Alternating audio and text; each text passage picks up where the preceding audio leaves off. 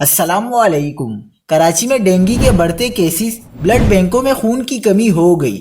پورے شہر میں ہنگامی حالت نافذ، شہریوں سے خون کا عطیہ دینے کی اپیل۔ کیا آپ حالات حاضرہ سے آگاہی حاصل کرنا چاہتے ہیں؟ خبر کے پیچھے چھپے اصل حقائق جاننا چاہتے ہیں تو ابھی سبسکرائب کیجئے جل پاکستان کو اور ساتھ ہی گھنٹی کے نشان پر کلک کر دیں۔ آپ کو بتاتے چلے کہ کراچی میں ڈینگی کے بڑھتے کیسز اور بلڈ بینکوں میں خون کی کمی کے باعث سندھ بلڈ ٹرانسفیوژن اتھارٹی نے لوگوں سے خون کا عطیہ دینے کی ہنگامی اپیل کر دی ہے۔ شہر قائد کے ہسپتالوں میں ڈینگی کے کیسز اچانک بڑھ گئے ہیں، جس کی وجہ سے ہسپتالوں میں مریضوں کا رش لگ گیا ہے۔ شہر کے بلڈ بینکوں میں میگا اور سنگل پلیٹلیٹس یونٹس موجود نہیں ہیں، اس لیے صحت مند شہری اور ڈونر قریب ترین اسپتال یا بلڈ بینک میں خون کا عطیہ دیں۔